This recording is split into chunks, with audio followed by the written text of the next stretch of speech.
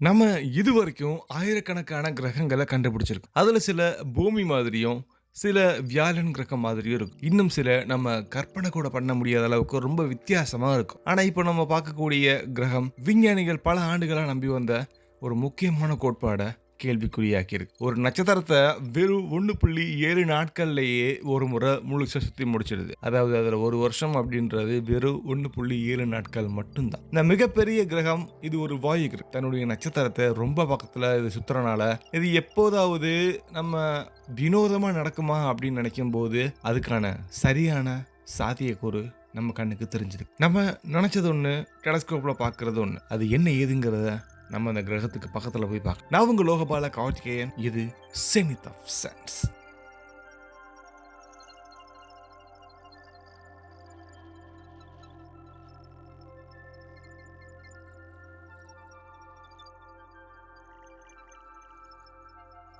கோராட் 2b நம்மளுடைய சூரிய குடும்பத்துக்கு வெளியே இருக்கக்கூடிய ஒரு எக்ஸோ பிளானட். இதை நம்ம 2008வது வருஷம் கண்டுபிடிச்சிருக்கு. பிரான்ஸ் விண்வெளி ஆய்வு நிறுவனம் உருவாக்கின கோராட் டெலஸ்கோப் மூலியமா இது கண்டுபிடிக்கப்பட்டிருக்கு. இந்த கிரகம் பூமியிலிருந்து சுமார் 930 ஒளியாண்டுகள் தொலைவில் இருக்கு. ஆக்வால் அப்படின்ற ஒரு கான்ஸ்டலேஷன்ல இதை நம்ம தொடர்ந்து டீப்பா தேடினோம்னா கண்டிப்பா கிடைக்கும். அளவுல இது வியாழனை விட சுமார் 1.5 மடங்கு பெருசாகவும், மேஸ்ல 3.5 மடங்கு அதிகமாகவும் இருக்கு. அதனால இதை நம்ம ஹாட் ஜூபிட்டர் அப்படின்ற ஒரு வகையில சேர்த்து ஒரு மிகப்பெரிய வாயு கிரகம் அப்படின்னு நம்ம சொல்லலாம். ஹாட் ஜூபிட்டர் அப்படின்ற பேர் எதுக்கு வந்துச்சுன்றதை ஃபர்ஸ்ட் நம்ம அண்டர்ஸ்டாண்ட் பண்ணிக்கலாம். நம்ம சூரிய குடும்பத்துல வியாழன் சூரியன்ல இருந்து ரொம்ப தூரத்துல இருக்கிறனால அதோடைய வெப்பநிலை கம்மியா இருக்கு. ஆனா சில நட்சத்திர மண்டலங்கள்ல வியாழன் மாதிரியான மிகப்பெரிய வாயு கிரகங்கள் தங்களுடைய மைய நட்சத்திரத்துல இருந்து ரொம்ப பக்கத்துல சுத்துது. அந்த ரொம்ப க்ளோசஸ்ட் அப்ரோச் அதன் காரணமா அதோடைய வளிமண்டலம் ஆயிரக்கணக்கான டிகிரி செல்சியஸ் வரைக்கும் ரொம்ப ஹீட் ஆகும். அதனாலதான் அந்த வகையான கிரகங்களுக்கு ஹாட் ஜூபிட்டர் அப்படின்ற ஒரு பேர் வந்திருக்கு. கோராட் 2b இந்த வகையில ரொம்ப ரொம்ப டிஃபரெண்டான ஒரு கிரகமா இருக்கு. இந்த கிரகம் தன்னுடைய நட்சத்திரத்தை ஒரு முறை முழுமையா சுத்தி முடிக்க வெறும் 1.74 பூமி நாட்கள் மட்டும்தான் எடுத்துக்குது. இதை நம்ம கம்பேர் பண்ணோம்னா பூமி சூரியனை சுத்துறதுக்கு 365 நாட்கள் எடுத்துக்குது. ஆனா கோராட் 2b தன்னுடைய ஆண்ட 2 நாட்கள்ல முடிச்சிடுது. இதன் மூலியமா அந்த கிரகம் தன்னுடைய நட்சத்திரத்துக்கு எவ்வளவு பக்கத்துல இருக்கு அப்படிங்கறத நம்ம ஈஸியா புரிஞ்சுக்க முடியும். இவ்வளவு பக்கத்துல சுத்தக்கூடிய ஒரு கிரகத்துடைய அதோடைய நட்சத்திரம் ஈர்ப்பு விசை ரொம்ப வலுவா கண்டிப்பா செயல்படும். இந்த ஈர்ப்பு விசை காலப்போக்கில் கிரகத்துடைய சுழற்சியுடைய வேகத்தை மாத்தலாம். இதை நம்ம ஆஸ்ட்ரோபிசிக்ஸ்ல டைடில் லாக்னு சொல்லுவோம். இதே நிகழ்வு நம்மளுடைய நிலவொளியும் இப்பயுமே சந்திரன் பூமியை சுத்தி தொடர்ந்து வளம் வருது. அதோடைய முகத்தை பூமியை நோக்கியே காட்டும். அதனால சந்திரனுடைய மறுபக்கத்தை பூமியில இருந்து நம்ம நேரடியாக பார்க்க முடியாது. அதே விதமா ஹாட் ஜூபிட்டர் வகையை சேர்ந்த பல கிரகங்களும் டைட்டில் லாக் நிலையில தான் இருக்கும் அப்படிங்கறத விஞ்ஞானிகள் கண்டிப்பா எதிர்பார்க்கறாங்க. அந்த மாதிரி இருந்துச்சுன்னா கிரகத்துடைய ஒரு பகுதி எப்பயுமே நட்சத்திரத்தை நோக்கி இருக்கும். அந்த பகுதி தொடர்ந்து ஒளியும் வெப்பமும் அப்சர்வ் பண்ணிட்டு இருக்கிறனால அது தொடர்ந்து ஹீட் ஆகும். இதுவே ஆப்போசிட் சைட்ல அது இருளை நோக்கி இருக்கும். அதாவது விண்வெளியை பார்த்து இருக்கும். இதனால கிரகத்துடைய மறுபக்கம் ரொம்ப வெப்பம் கம்மியாவோ ரொம்ப குளிராவோ இருக்கலாம். இது நம்மளுடைய கோட்பாடு. ஆனா உண்மையான கிரகங்கள் இந்த மாதிரியான முழுமையா அமைதியா இருக்கிறது இல்ல. அதோடைய வளிமண்டலத்துல ரொம்ப ரொம்ப வேகமான காற்றோட்டங்கள் உருவாகும். சில ஹாட் ஜூபிட்டர் மணிக்கு பல 1000 கிலோமீட்டர் வேகத்துல கூட காற்றை வீசலாம். இந்த காற்றோட்டங்கள் வெப்பத்தை ஒரு பகுதியிலிருந்து இன்னொரு பகுதிக்கு எடுத்து போகும். அதனால அதிக வெப்பம் இருக்கக்கூடிய இடம் நட்சத்திரத்தை நோக்கி நேரா கொஞ்சம் விலகி இருக்கலாம். இது பல ஹாட் ஜூபிட்டர் நம்ம ஏற்கனவே பல டேட்டாஸ் மூலமா தெரிஞ்சுக்கிட்டோம். ஆனா கோராட் 2bல பதிவான வெப்ப பரவல் இந்த வழக்கமான விளக்கத்தோட கண்டிப்பா பொருந்தவே இல்லை. இந்த கிரகத்துடைய ரொம்ப அதிக வெப்பமான பகுதி வளிமண்டலத்துடைய காற்றுனால மட்டுமே விளக்க முடியாத அளவுக்கு வேற இடத்துல இருக்கிறதா விஞ்ஞானிகள் நம்புறாங்க.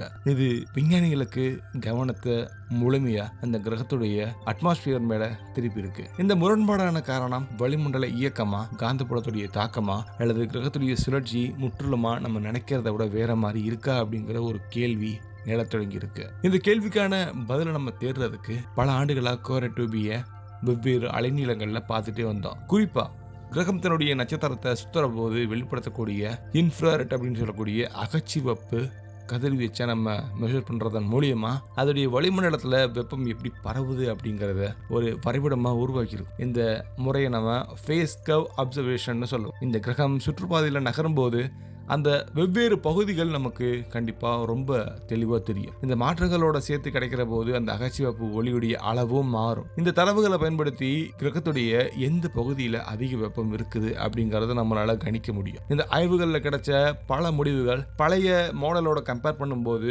வளிமண்டல காற்றுடைய வேகத்தை மாத்தியும் வெப்ப பரவலுடைய மாடலை மாத்தியும் பல கம்ப்யூட்டரைஸ் உருவங்கள், அதாவது கம்ப்யூட்டர் சிமுலேஷன்ஸ் நமக்கு கிடைக்கப்படும். ஆனா இந்த மாடல் கோரட் 2Bல காணப்பட்ட வெப்ப அமைப்பை முழுமையா விளக்கவே இல்லை. இதை தொடர்ந்து ஆராய்ச்சியாளர்கள் இன்னொரு சாத்தியத்தை ரொம்ப டீப்பா பார்க்க தொடர்ந்தாங்க. ஒருவேளை இந்த கிரகம் நம்ம இதுவரைக்கும் நினைச்ச மாதிரி டைடில் லாக்ல இல்லாம இன்னும் அதோடைய அச்சில், அதாவது அதனுடைய சுழற்சி தொடர்ந்து இருந்துச்சுன்னா அது சாதாரணமான ஒரு திசையில இருக்காது. அது சுற்றுப்பாதைக்கு எதிரான திசையில இருக்கு. இது நம்ம ரெட்ரோகிரேட் ரொட்டேஷன் சொல்லுவோம். ஒரு கிரகம் தன்னுடைய அச்சில சுத்துறது, தன்னுடைய நட்சத்திரத்தை சுத்துறதும் ரெண்டும் வேறு வேறு இயக்கங்கள். பூமியில தன்னுடைய அச்சில மேற்குல இருந்து கிழக்கு நோக்கி சுத்துது. அதே நேரத்துல சூரியனை அது தொடர்ந்து சுத்துது. ஆனா சில கிரகங்கள் அல்லது நிலவுகள் தங்களுடைய சுற்றுப்பாதைக்கு எதிரான திசையில சுழலக்கூடும். இது நம்ம ரெட்ரோகிரேட் ரொட்டேஷன் சொல்லுவோம். நம்ம சூரிய குடும்பத்துல வெள்ளி கிரகம் இந்த சுழற்சிக்கு சரியான ஒரு எடுத்துக்காட்டு. இருந்தாலும் ஒரு ஹாட் ஜூபிட்டர்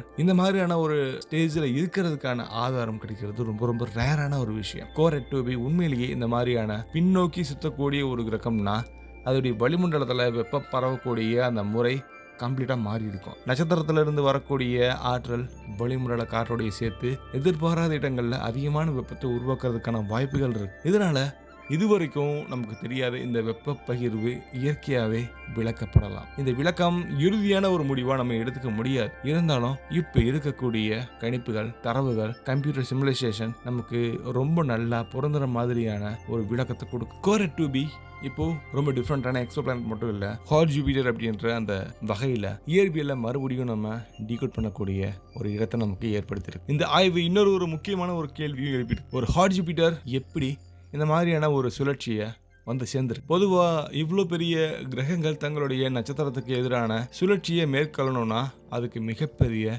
இம்பேக்ட் அதை வாங்கியிருக்கணும். நம்ம ஒவ்வொரு புது எக்ஸோ பிளானட்டை கண்டுபிடிக்கிற போது நம்மளுடைய சூரிய குடும்பம் இந்த யூனிவர்ஸில் பொதுவான ஒன்று இல்லை அப்படிங்கிறத நமக்கு தெளிவாக தெரியும். யூனிவர்ஸில் ஒவ்வொரு நட்சத்திர மண்டலமும் தனித்துவமான வரலாறு வச்சிருக்கு. ஒவ்வொரு கிரகமும் வேறு வேறு ஃபிசிக்கல் லாவை ஃபாலோ பண்ணலாம். ஸோ கோரட் 2B மாதிரியான கிரகங்கள் நம்ம ஏற்கனவே தெரிஞ்ச ஒரு கிரகம் மாதிரி நமக்கு தோணினாலும் அது ரொம்ப டிஃப்ரெண்ட்டானது அப்படிங்கிறத நமக்கு ரிமைண்ட் பண்ணுது. ஸோ இந்த மாதிரி பல கிரகங்களும் பல ஸ்டார் சிஸ்டமும் நம்மளோட யூனிவர்ஸில் ரொம்ப அதிகமாக இருக்குது. தொடர்ந்து நம்ம எக்ஸ்ப்ளோர் பண்ணணும். ஸோ மறக்காம நீங்கள் சப்ஸ்கிரைப் பண்ணிட்டு பெல் ஐக்கானை கிளிக் பண்ணுங்கள். இது மாதிரி இன்னொரு இன்ட்ரெஸ்டிங்கான விண்வெளி பகுதி நம்ம ரெண்டு பேரும் சேர்ந்து பயணிக்கலாம். பாய்.